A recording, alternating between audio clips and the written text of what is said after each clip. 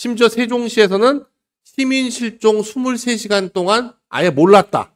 그럼 세종시 책임져라. 이런 식으로 나와요. 이재명이 뭐라 그랬었냐면 전남의 가뭄이 심각한데 과거 왕조 시대 때는 왕이 책임졌다.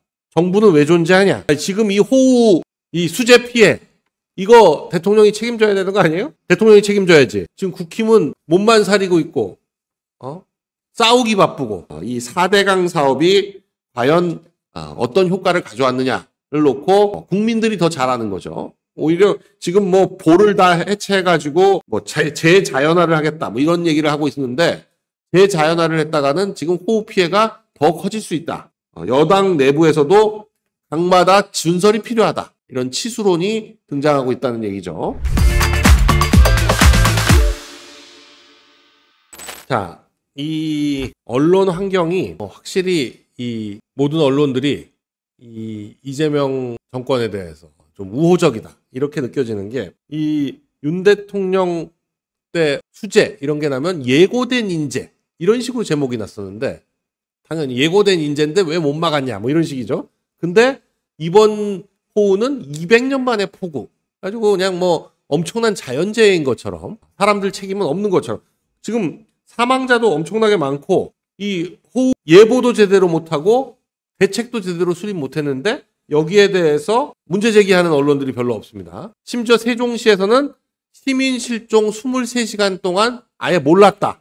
그럼 세종시 책임져라. 이런 식으로 나와요. 전에는 무조건 대통령 1분 1초까지 다 확인해서 책임져라고 했던 언론들이 세종시가 책임을 져야 된다. 시민 실종 23시간 동안 지날도록 몰랐다는 거에 대해서 뭐 이렇게 나오고 이걸 오히려 대통령실은 정쟁에 이용하면 안 된다. 그러면서 책임을 묻겠다. 세종시에 책임을 묻겠다. 이러고 있습니다. 수십 명의 인명피해가 발생했는데 광주에서는 엄청난 재난이 발생했는데도 불구하고 광주는 문제 제기도 안 하고 있고 이 비가 한 닷새간 엄청나게 내렸는데 그동안 호우 재난 현장 방문도 안 하다가 어제서야 처음 방문을 했는데 왜 방문 빨리 안 하냐 이런 뉴스도 없어요.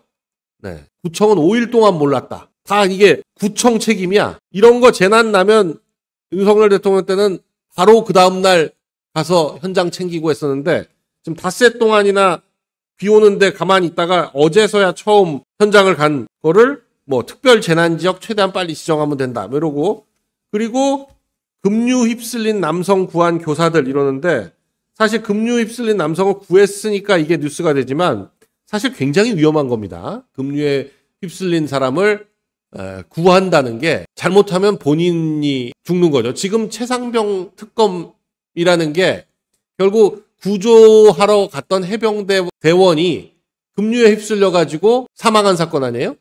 근데 그걸 지금 특검을 하고 있는데 이 호우에 군인을 어떻게 동원합니까? 그러니까 구조작업에는 전혀 군인을 동원을 못하면서 복구작업에만 군장병들이 동원이 되고 있다. 광주에서 피해 이미 다 입은 곳에서 피해 복구 작업을 군장병도 또 대규모로 또 할 수가 없어요. 할 수가 없습니다. 네. 지금 보면 2025년 3월 27일 기사입니다. 이때 보면 이 예비비 깎았다. 뭐 이런 논란이 있으니까 재난 관련 예비비 지금도 충분하다. 그러면서 국힘이 사람이 죽어가는데 정쟁을 하고 있다. 이러고 있어요. 이때 무슨 얘기냐면 그 산불이 3월달에 4월달에 잔뜩 났었잖아요. 그때 청송 산불 피해 이걸 보면서 예비비 충분하다 이러고 있었거든요. 근데 지금은 또 예비비 부족하다. 대통령실 예비비는 복구시켜놓고 이 재난 예비비는 복구 안 했어. 아니 2022년 11월 28일 기사를 보면 이재명이 뭐라 그랬었냐면 전남의 가뭄이 심각한데 과거 왕조 시대 때는 왕이 책임졌다. 정부는 왜 존재하냐. 지금 이 호우 이 수재 피해 이거 대통령이 책임져야 되는 거 아니에요? 대통령이 책임져야지. 이재명 이때도 이태원 참사를 언급하면서 국무총리도 장관도 경찰청장도 심지어 대통령도 진지하게 사과하는 것 같지 않다. 아무도 책임지지 않는다. 우리 민주당이 이제 나서서 책임을 물어야 될 때다. 네. 국민과 함께 책임을 묻도록 하고 있다. 하겠다라고 하는데 지금 국힘은 몸만 사리고 있고 싸우기 바쁘고 지금 이런 엄청난 수재가 터지고 했는데 수십 명이 인명피해가 나고 이랬는데 이걸 지금 제대로 지적하는 사람도 없고 지금 이런 상황입니다. 네.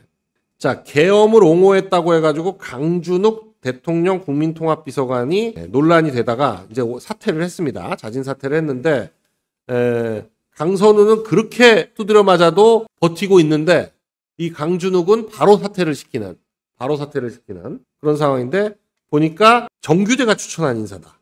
그러니까 지금 이진숙 교육부 장관 후보자 때도 이재명이 한 말이 내가 추천하지 않았다라는 식으로 나오는 게 지금 여기도 강준욱도 본인이 추천한 게 아닌 거죠. 본인 쪽에서 추천한 게 아니라 누가 다른 사람이 추천해가지고 임명을 한 거니까 그냥 그 말을 하면 잘라도 된다. 그만둬라 이 말인 거죠. 이제 이재명이 손절을 하면 그만두는 거고 그렇지 않고 강선우처럼 끝까지 가겠다 이러면 안 물러나는 거고 아무리 여론이나 국민 여론이나 뭐 여야당 모두에서 비판이 나와도 끝까지 가는 겁니다. 그런데 강선우 임명에 대해서는 국민이 이해해달라 지금 그러고 있습니다. 이진숙은 첫 낙마를 했는데 사실 강선우는 지금 낙마를 하게 되면 청문회 제도가 생긴 이래 국회의원 출신 장관 후보자로는 처음 낙마를 하는 거가 되기 때문에 일단 뭐 그런 것들도 논란이 되겠죠. 그런데 다만 이제 강선우에 대해서 강행을 하겠다고 하면서도 아직 지금 지명은 안 했습니다. 지명을 안 하고 청문 보고서를 열흘 내에 다시 채택해달라라고 요구를 했어요. 그러니까 아직 열흘 동안 좀 더 국민 여론을 지켜보겠다 이런 문제인 것 같습니다. 그런데 언론들이 이 강선우에 대해서는 역대 정권 흔든 건 인사 고집이다. 강선우의 갑질이 이재명의 지지율을 흔들었다. 지금 뭐 계속 올라가다가 지금 이 강선우 문제가 시끄러워지니까 한 2%좀 빠졌어요. 민주당 지지율도 한 5%좀 빠졌습니다. 그래서 역시 이 국민들이 고집불통, 소통 부재, 나 홀로 이렇게 이런 것들 소통하지 않는 모습, 국민들의 의사를 따르지 않는 모습 이런 것들에 굉장히 민감하다라는 걸 느낄 수 있습니다. 결국 이제 국힘이 잘해서 이 이재명 지지율이 떨어진다기보다는 이재명 정권 내에서 스스로 무너져 내릴 거다. 네, 이게 이런 말씀 드릴 수 있는데 지금 강선우 같은 경우에는 문재인 정권의 여가부 장관이었던 정영애조차도 강선우의 갑질을 폭로를 했죠. 자기 무슨 지역구 뭐 해달라라고 했다가 안 하니까 예산 통과를 안 해줬다. 뭐 이런 얘기까지 터지면서 강선우의 여론이 최악인데도 불구하고 이 갑질 이슈 이런 거에도 정부 문서에까지 저게 드러나 있나요? 공식 문서에. 네. 그런데 민주당에서는 강선우의 갑질은 일반 직장 내 갑질과는 다르다. 뭐 이런 식의 얘기를 하고 있습니다. 저기 보면 감액이 나오네요. 기획조정 기본 경비 1억 2,100만 원을 감액했다. 강선우가 감액한 걸로 나옵니다. 기획조정실의 원활한 국회 관련 업무 수행 및 정책 조정을 위한 노력이 부족한 상황으로 기획조정실 기본 경비 예산 30%를 징벌적으로 삭감하겠다. 강선우가 그냥 기획조정의 기본 경비 이런 걸 막 깎아제끼면서. 그런데 아직 임명을 안 하고 있습니다. 임명을 안 하고 있어서 보고서 재송부 요청을 하고 있는데 그러나 참여연대나 민노총까지도 지명 철회해라 이러고 나오고 있기 때문에 과연 강선우를 계속 밀어붙일 수 있을지. 그리고 또 강선우 같은 경우에는 지금 SBS에서 이걸 처음 터뜨렸는데 지금 그 SBS의 이것과 관련해서 무슨 앵커가 뭐 어쨌네 뭐 여러 가지 얘기가 있습니다. 근데 SBS가 이 강선우와 보좌관 사이에 SNS 카톡인지 뭐 하여간 이 메신저 이런 내용을 전체를 SBS가 입수를 해서 지금 아주 일부만 터뜨렸다 뭐 이런 얘기가 있어요. 이게 내용이 다 나오면 굉장히 문제가 될 거다. 네, 잘렸군요. 강선우 욕설 문자 공개한다고 했던 SBS에서 갑자기 앵커 2명이 그동안 감사했습니다. 그러면서 잘려버렸네요. 갑질 의혹 취재, 이제 SBS가 주로 이제 메인으로 터뜨렸는데, 제 직원들의 익명 게시판을 통해서 알려진 바가 있어서 취재를 시작했는데, 저기 지금 이 주고받은, 보좌진들과 주고받은 문자 전체를 SBS가 입수했다는데, 그 안에 저런 갑질뿐만이 아니라 굉장히 충격적인 내용이 있다. 뭐 이런 얘기가 있어요. 그래서 SBS가 이걸 터뜨리느냐 마느냐. 그래서 지금 이 강선우 임명을 강행하면 조국 사태처럼 될 것이다. 제2의 조국 사태가 될 것이다. 뭐 이런 얘기까지 나오고 있습니다. 네, 국힘에서는 강선우를 장관으로 인정하지 않겠다. 국민이 권력이라고 하던 이재명이 인사 논란 속 지지율이 처음으로 하락했다. 민주당 지지율도 상당히 하락을 했습니다. 자, 뭐 강선우 얘기는 조금 더 지켜보셔야 될 것 같긴 한데 뭔가 SBS에서 진짜 뭔가를 터뜨리게 되면 과연 임명을 강행할 수 있을지 조금 지켜보셔야 될 것 같아요. 장관이 되고 나서 터뜨리려고 하는 건지. 일단 정은경 복지, 김영훈 고용, 김성환 환경부 장관은 임명안을 제가 했기 때문에 임명이 된 겁니다. 그래서 18명 중에 9명의 임명이 완료돼 있다. 아직 9명은 임명을 안 했다. 자, 윤 대통령은 지금 전방위적으로 진행되고 있는 특검 수사에 대해서 처음으로 공식적인 입장을 내놨습니다. 말도 안 되는 정치적 탄압은 저 하나로 족하다. 상급자의 정당한 명령에 따랐던 많은 군인들과 공직자들이 특검과 법정에 불려나와서 고초를 겪고 있다. 저에 대한 정치적 탄압을 넘어서 죄 없는 사람들까지 고통을 받고 있다. 한평생 국가와 국민을 위해 헌신한 이들의 명예를 더럽히고 그들의 삶을 훼손하는 부당한 탄압을 즉각 중단하기를 바란다. 이런 구체적인 내용으로 특검 수사에 공식적인 입장을 냈습니다. 네. 그런데 지금 어제 드론 사령관도 사실상 내란 특검이 외환 혐의 비슷하게 해가지고 외환으로 직접 가진 않았고요. 무슨 뭐 공문서 허위 공문서 작성이니 뭐니 해가면서 해가지고 드론 사령관에 대해서 구속영장을 청구했는데 법원에서 기각이 됐습니다. 방어권을 지나치게 제한하고 있다. 사실관계는 일부 인정이 되는 것처럼 보이지만 심리 불안 상태, 호전 뭐 이런 것들이 혐의 사실관계를 인정하고 있는데 사실관계가 과연 이제 법적 구속요건에 해당하는지도 조금 그렇고 뭐 이런 여러 가지 상황을 보고 영장을 기각한 상황입니다. 네, 뭐 아니 북한은 우리한테 수도 없이 많은 무인기를 띄워가지고 날려보내도 괜찮고 우리는 북한에 보내면 외환죄고 그렇습니까? 우리한테 오물풍선, 화학풍선 이런 수많은 풍선과 수많은 무인기를 날려오니까 거기에 맞대응을 해야 될 거 아니에요? 이게 이적행위에? 그럼 군대는 그럼 작전을 하지 말아야 된다. 이런 얘기랑 마찬가지인데 소방관 보고 불 끄지 말라는 거, 경찰 보고 살인범 잡지 말라는 얘기랑 똑같은 얘기입니다. 자, 지금 이제 전한길 강사, 전한길 뉴스의 전한길 대표라고 해야 되겠네요. 전한길 대표가 국힘 전당대회 판을 흔들고 있습니다. 본인은 뭐 국힘 쪽에서 입당한 지 3개월이 안 됐으니까 출마할 수 없다. 뭐 이런 얘기들이 나오니까 그러면 뭐 굳이 예외를 해달라고 하지 않겠다라고 얘기하고 있지만 사실 입당 3개월 규정은 예전에 황교안, 오세훈, 한동훈, 뭐 김문수 모든 주요 인사들이 이 규정에 다 문제가 돼 있었는데 이런 주요 규정들에 근데 다 예외를 인정받아가지고 출마를 했었습니다. 전당대회에. 그러니까 전한길 선생도 충분히 예외를 인정하면 출마를 할 수 있는데 뭐 그렇게까지 하면서 내가 출마하겠다는 건 아니다 라는 얘기를 하면서 이순신 장군처럼 백의종군하겠다. 우파의 개딸을 만들겠다. 그리고 윤 대통령의 뜻에 맞는 그런 사람을 지지하겠다. 뭐 이런 얘기들을 하고 있고 평당원 모임을 이끌어가겠다 얘기하고 있습니다. 꼭 최고위원이 아니더라도 평당원들과 함께 가겠다. 윤 대통령과 함께 갈 사람을 지지하겠다. 그러면서 한동훈에 대해서는 국민의힘에 있어서 안 될 사람이다. 돌아가 보면 결국 이재명 정권 탄생 1등 공신이 한동훈이다. 한동훈만 없었더라면 조기 대선도 없었을 것이다. 한동훈이 나온다면 가장 각이 확실하게 서는 건 지금 현재 전한길 선생이다. 이렇게 말씀드릴 수 있습니다. 그러면서 윤 대통령의 페북글을 읽으면서 당원 가입을 독려하고 있다. 그리고 국힘이 저를 다우리하고 있는데 당원 가입해서 나를 지켜달라 라고 얘기하고 있습니다. 네. 하여간 근데 전한길이 뜨면서 윤희숙이 차지했던 자리를 완전히 대체해버린 윤희숙이 사실 말도 안 되게 무슨 혁신위원장 그래가지고 시끄럽게 했었는데 이거를 전한길이 다 덮어버렸죠.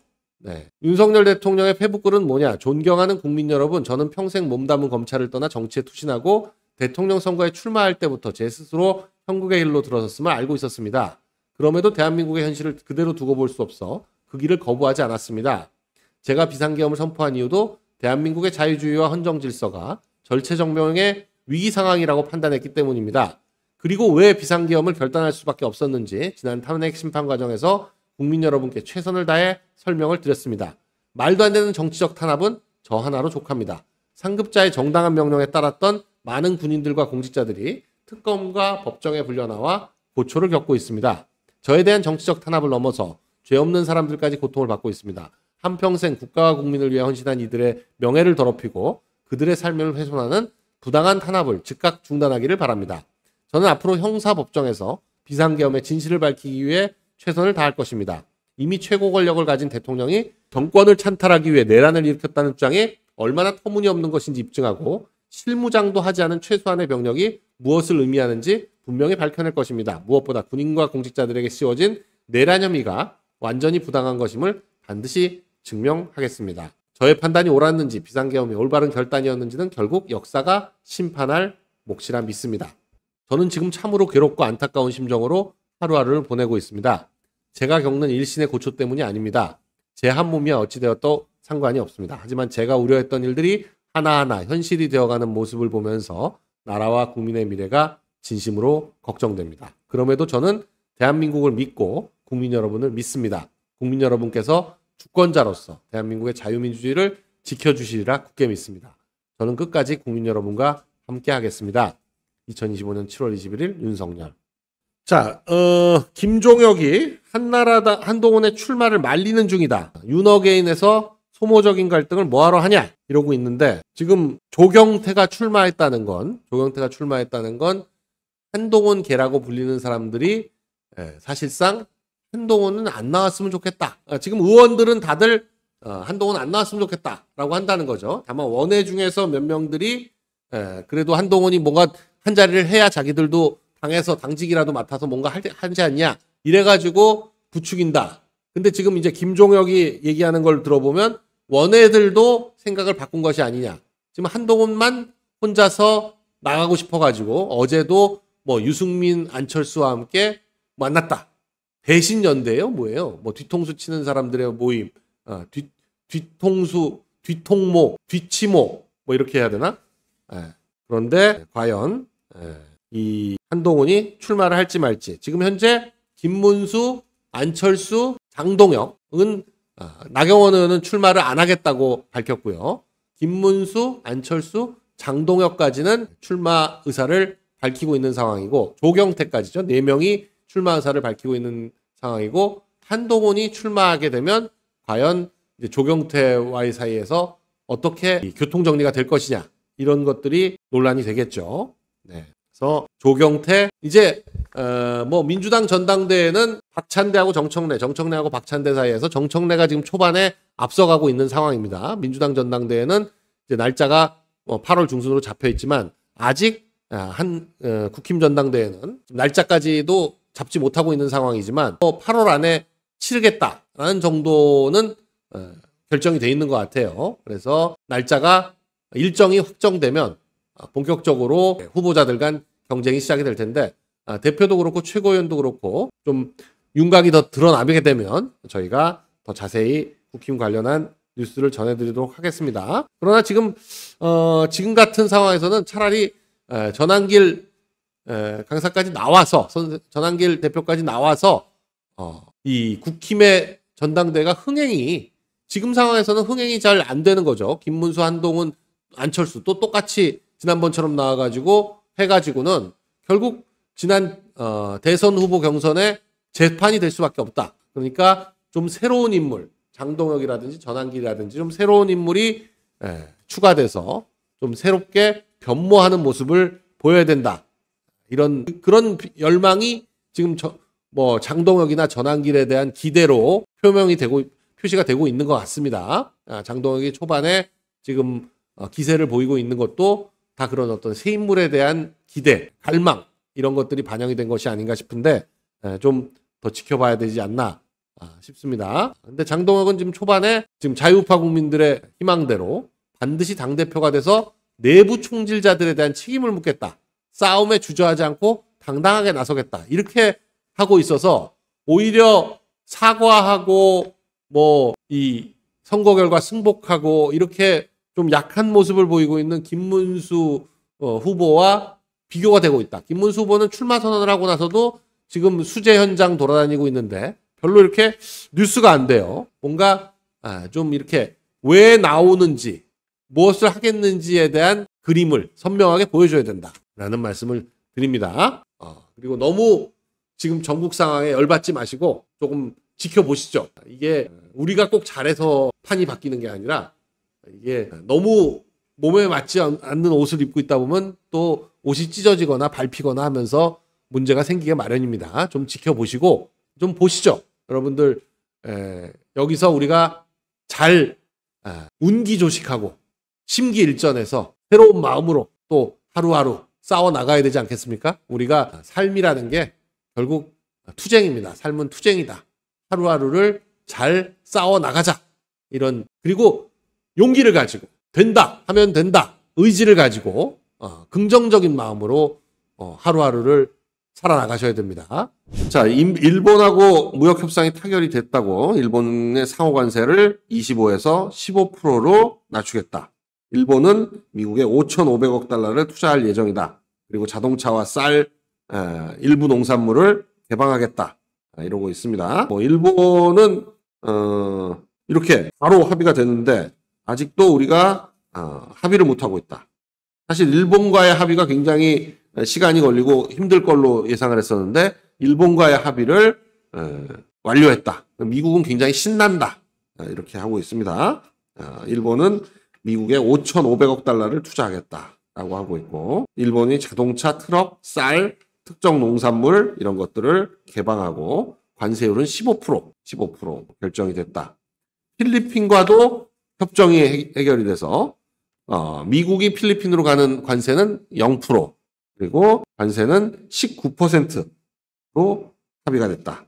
필리핀과 19%로 합의를 했다. 원래는 17%였다가 현지에서 20%로 올렸다가 다시 19%로 낮추는 그런 상황이 됐습니다. 근데 우리는 내일 모레 2+2로 협의를 하도록 되어 있는데 과연 지금 협의가 제대로 이루어질지 지금 김정관, 구윤철, 여한구 전부 지금 미국에 도착해가지고 최종談判에 나서겠다.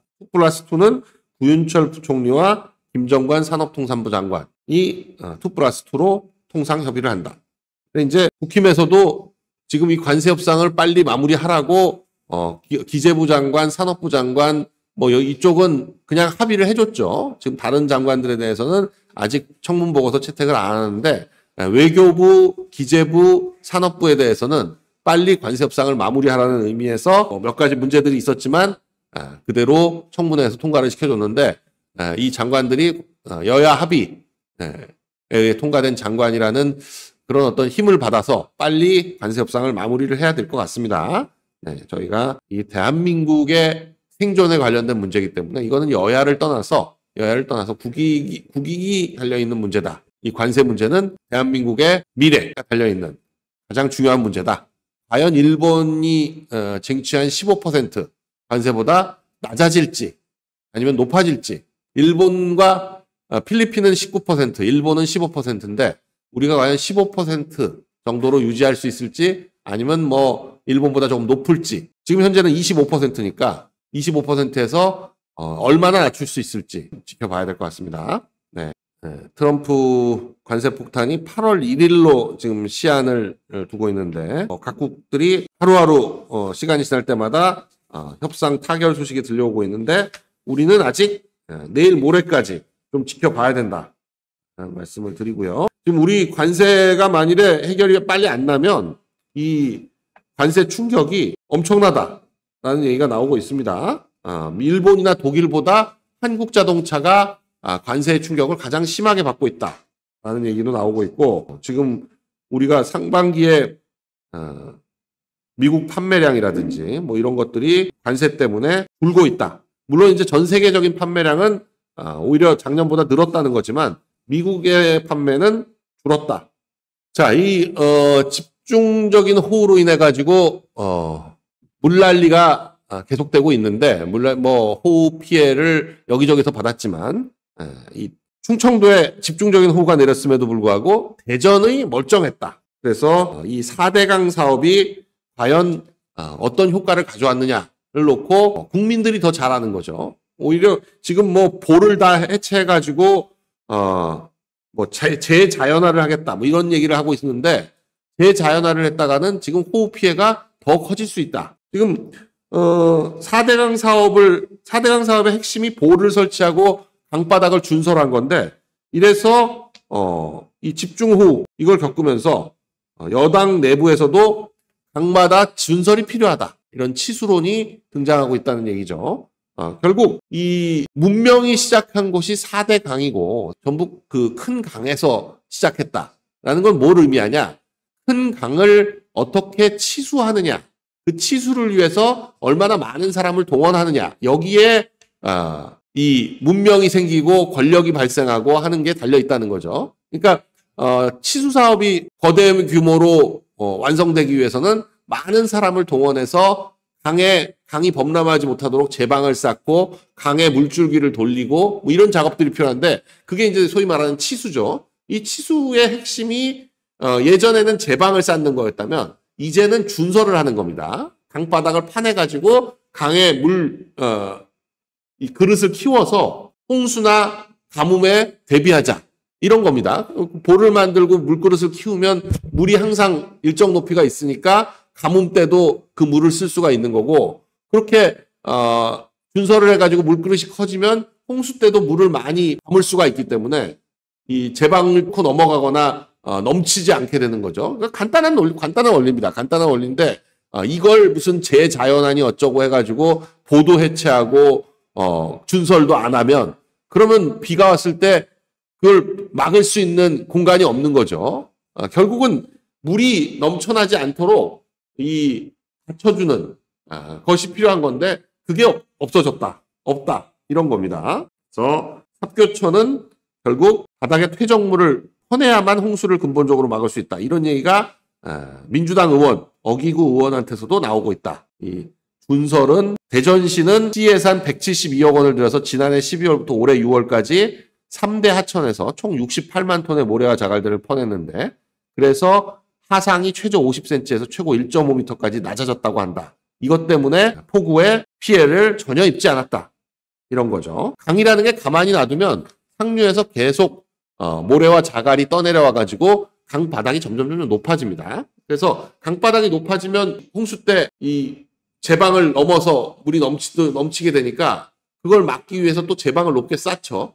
그렇게 강바닥이 높아지고 제방을 높이고 뭐 이런 것들이 번갈아 가면서 지방을 돌아다니다 보면 천정천이라고 해가지고 이 주변에 있는 논바닥보다 이 하천의 바닥이 더 높은 그런 지역들이 나옵니다. 그걸 소위 말하는 천정천이라고 하는데 그 천정천은 이 하천에 대해서 인간이 대응을 하다 보니까 발생한 거죠. 근데 예전에는 강 바닥을 긁어내기가 쉽지 않았기 때문에 준설을 제대로 못했지만 이제는 뭐 준설을 제대로 할 수가 있으니까 강바닥을 긁어내야지 제방을 높이는 것은 바보짓이다. 이런 겁니다. 저것도 사실 답답한 얘기인데 문재인 정부 때 태양광을 마구 늘려놨더니 결국 그 태양광으로 발전하는 전력을 배전할 송배전망이 없어가지고 그대로 놀리고 있다. 송전을 못하고 있는 전기의 절반이 호남에 있는 태양광 전기다. 원전 9기 분량의 전기가 그냥 생산은 되는데 아무도 사용을 못하면서 그냥 대기 중이다. 이런 얘기가 있습니다. 전남에 노는 땅마다 이 태양광을 설치를 했는데 뭐 멀쩡한 산도 까가지고 태양광 설치하고 했는데 이렇게 생산한 전기를 뭐 전남에 쓸 데가 없으니까 제일 필요로 하는 수도권으로 송전을 해줘야 되는데 송전망을 만들지 않은 상태에서 태양광만 잔뜩 설치했다. 그리고 그 태양광 전기 송전을 위해 가지고 원전 발전량을 줄였다. 이런 얘기입니다. 하여간 말도 안 되는 이 정책 때문에 말도 안 되는 태양광 정책 이런 것들 때문에 대한민국이 멍들어가고 있다.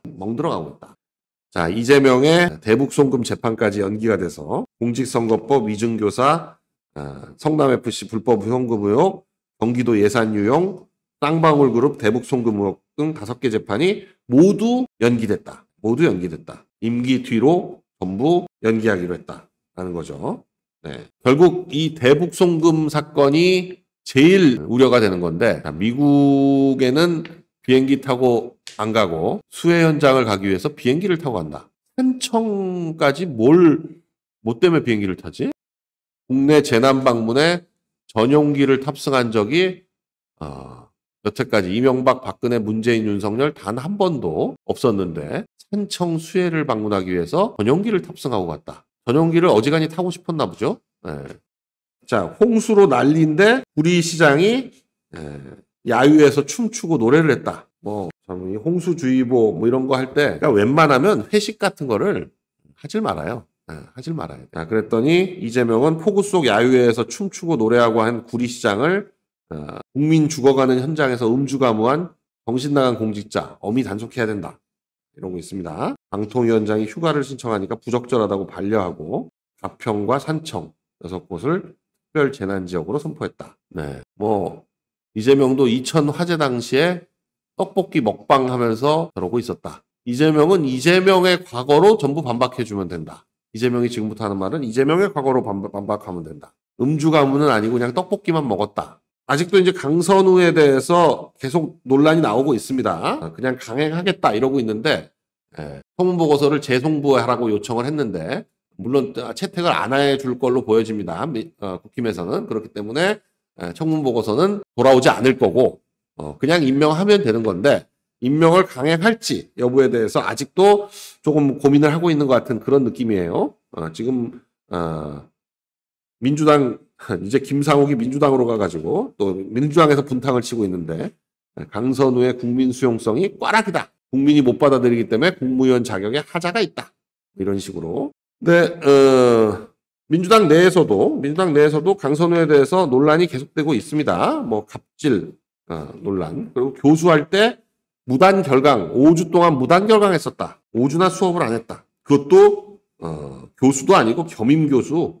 그러니까 그냥 강사 시절에 2017년 1학기 성균관대 겸임교수로 했는데 개강이 한 달도 안 돼서 5주간이나 무단 결강을 했었다. 2017년에 강의 계약한 뒤에 한 학기도 채우지 않고 문재인 대선 캠프에 합류하기 위해서 학교를 떠났다. 이런 교수도 아니고 강사직인데 강사직에 보다는 문재인 캠프로 빨리 가자. 이런 거였죠.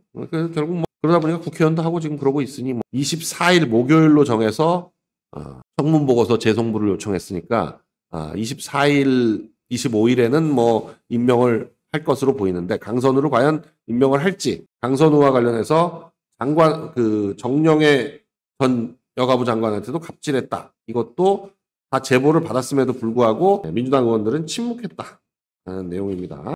이재명의 신뢰가 깊다. 강선우 임명에 속도전을 벌이고 있다. 자, 하여간 이런 것들을 국민들이 결국 평가를 해야 되는데 아직은 지금 이재명 지지율이 크게 영향을 안 받고 있는 그런 상황이니까 그냥 빨리 임명해버리고 말겠다 이러고 있는 것 같아요. 근데 이런 것들이 이제 쌓이다 보면 어느 한순간에 지지율 대폭 하락 이런 걸로 드러나겠죠. 조금 지켜봐야 됩니다. 자, 김계한 전 해병사령관에 대해서도 구속영장이 기각이 됐습니다. 그러니까 군인들에 대한 거는 지금 이 남세진 영장전담 판사가 김계한도 기각하고 또 드론사령관도 기각을 했나요? 드론사령관은 누가 기각했죠? 이 군인들이 명령에 따른 걸 가지고 군인들에 대해 가지고 구속까지 한다. 이거는 적절치 않다. 이런 것 같아요. 결국 도망과 증거인멸에 염려가 없다라는 걸로 영장을 기각했는데 드론사령관 같은 경우도 사실관계는 소명이 된 것 같지만 방어권을 침해할 우려가 있다. 그러니까 그야말로 영장의 필요가 없다. 구속의 필요가 없다는 거죠. 구속할 정도는 아니다. 지금 반대로 생각하면 지금 이재명이 군 통수권자인데 군인들이 이재명이 명령하면 그 명령 하나하나의 적법성 따지느라고 이거 해도 되나 말아야 되나 하면서 명령을 안 들어. 그럼 그게 말이 되겠어요? 드론사령관 기각도 남세진 판사죠. 이 남세진 판사가 이 군인들에 대해서 구속까지 하는 건 적절치 않다. 이런 지금 드론사령관도 군사작전 분야가 형사조사를 받아야 되는 상황까지 온 것이 안타깝고 참담하다.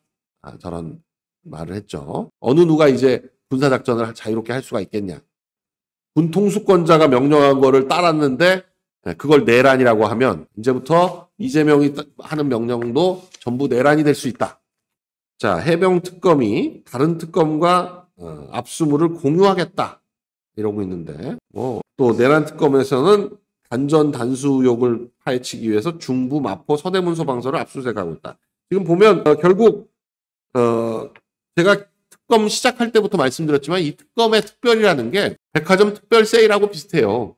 그래서 이게 특별하다고 해서 무슨 특별한 권한을 가진 게 아니고 그냥 임시적이고 한정적인 권한을 가지고 있는 검찰이다 라고 생각하시면 됩니다. 그냥 검찰은 계속 있지만 특별검사는 3개월 또는 4개월 정도의 수사기한밖에 없고, 특별검사라고 해가지고 뭐 구속영장 안 치고 판사들이 구속영장 심사 안 하고 사람 구속시킬 수 있는 것도 아니고 특별한 권한이 있는 게 아닙니다. 그래서 특검이라고 해가지고 뭔가 대단한 걸 할 수 있을 거라고 착각해서는 안 된다.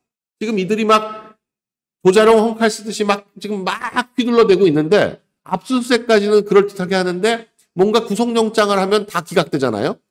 이게 수사가 제대로 안 되는 거죠. 제대로 안 되는 거예요. 그냥 뭐 루머를 확인하는 차원에서 여기저기 먼지털이는 하는데 뭔가 핵심을 못 잡고 있다. 이런 느낌을 받으시죠. 벌써 한 달이 훌쩍 넘어가고 있는데 특검에서 한 일이라고는 새 특검이 지금 뭐 기사는 엄청나게 내고 있는데 막상 한 일이라고는 윤 대통령을 공무집행방해 무슨 뭐 직권남용 뭐 이런 걸로 구속한 거 외에는 아무것도 이룬 게 없죠. 아무것도 이룬 게 없습니다. 그래서 오히려 반발만 사고 있다. 최상병 특검 등이 여의도 순복음교회 또 그리고 김장한 목사의 극동방송 이런 것들을 참고인 신분인데도 불구하고 압수수색을 했다. 또 부인들이 집에 있는데 이 목사님들한테 연락도 못하게 한 상태에서 몇 시간 동안 압수수색을 했다. 이런 것 때문에 한국교회총연합에서 종교시설에 대한 압수수색이 충격적이다. 교인 전체에 모멸감을 줬다. 교회 공동체 전체에 범죄자 프레임을 씌웠다. 라고 성명을 내놨습니다. 성명을 냈어요. 그러니까 피의자도 아닌 참고인에게 참고인을 피의자처럼 취급하고 교회를 대상으로 압수수색을 시행한 데 대해서 국민 앞에 사과해라. 향후 모든 공권력은 교회의 종교적 상징성과 공동체에 미치는 영향을 고려해서 신중한 방식으로 행사해라. 그러니까 지금 특검이 선무당이 사람 잡듯이 지금 하고 있는데 결국 이 업보를 이 정권이 뒤집어 쓸 수밖에 없다. 뭐 특검이 이재명한테 일일이 보고하고 뭐 지시해가지고 수사하는 건 아니기 때문에 결국 뭐 뭔가 성과를 내기 위해서 막 하고 있는데 이 하는 와중에서 여기저기 쑤셔대기만 하고 뭐 통일교니 그리고 각종 종교단체니 여기를 막 쑤셔대고 있는데 아니 그렇게 무속이 어쩌고 저쩌고 하더니만 왜 교회들은 또 이렇게 쑤셔대요? 무속 때문에 그 난리를 치더니. 네. 자, 이철규 의원 같은 경우도 순복음교회도 다닌 적이 없고 또 윤 대통령과 임성근의 구명에 대해서 대화한 적 자체가 없다. 이영훈 목사도 모른다. 임성근도 일면식이 없다. 그런데 이걸 억지로 인연을 만들어가지고 거짓 소설을 쓰고 있다. 이러고 있습니다. 저는 여의도 순복음교회를 다녀본 적이 없다. 예배는 물론 행사차 가본 적도 없고 이영훈 목사님도 개인적으로 모른다. 그리고 김장한 목사님과는 20년 전부터 알고 지내는 친분이 있지만 임 전 사단장에 대해서 대화를 나눌 이유가 없다. 왜 일면식도 없는 사람에 대해서 부탁할 일도 없고 부탁한 적도 없다. 이러고 있습니다. 지금 보니까 김장한 목사, 이영훈 목사에 대한 압수수색이 이루어진 게 이철규 의원이 임성근 사단장을 구명하기 위해서 이분들한테 연락을 했느냐 아니냐 지금 그건 것 같은데 전혀 아니다 이거죠. 네. 임 전 사단장과 관련해서 어떤 통화도 한 적이 없다. 웃기긴 하네요. 순복음교회를 다닌 적도 없다. 이 보면 순복음교회 신도인 임성근 사단장의 배우자가 최혜병 순직 등과 관련해서 이철규 의원에게 임성근을 구해달라. 구명을 부탁했고 이걸 김장한 목사를 거쳐서 윤 대통령에게 전달했다. 그러니까 이철규 의원이 핵심이네요. 근데 이철규 의원은 순복음교회 가본 적도 없다. 라는 식으로 지금 그리고 임 전 사단장 일면식도 없고 전화번호도 모른다. 어떻게 부인을 아느냐. 부인도 모른다. 이러고 있는 겁니다. 지금 현재 국힘 전당대회에 김문수 전 장관, 조경태, 안철수 의원, 그리고 장성민, 양양자 여기까지 5명이 출마 의사를 밝혔는데 오늘 장동혁 의원이 출마 선언을 할 예정이고 주진우 의원도 대표 출마 선언을 했습니다. 어제. 네. 그래서 오늘인가요? 오늘 출마 선언을 했네요. 전당대회 대표로 출마하겠다라고 하고 있는데, 뭐 나올 수 있는 사람들이 다 나와서 이 무기력한 국민의힘에 좀 쇄신의 바람을 불러일으켜야죠. 윤희숙처럼 누구 물러나라 이런 식으로 쇄신하는 게 아니라 결국 선거를 통해서 이 정당이라는 게 쇄신하는 게 결국 선거를 통해서 자연스럽게 사람들이 교체가 돼야지 누굴 찍어가지고 이 사람들 나오지 마라 이렇게 하는 방식은 굉장히 폭압적이다. 그리고 그게 윤희숙의 개인 의견이나 윤희숙이 뭔가 당을 위한 의견이면 모르겠는데 특정인을 대리해서 얘기하는 것 같은 그런 느낌을 줘가지고는 절대로 성공할 수가 없다라는 거죠. 오히려 지금 나경원 의원은 출마를 안 하는 것으로 불출마로 정리가 됐습니다. 그래서 지난 대선 경선 때와는 멤버가 많이 달라졌다. 지금 여기 한동훈만 안 나오게 되면 분위기는 좀 다른 분위기로 갈 것 같아요. 근데 여기 만일에 또 한동훈이 막판에 또 나가겠다라고 하면 이 김문수 한동훈의 싸움이 되면 또 똑같아지는데 그렇게 돼가지고는 안 되겠다라는 거죠.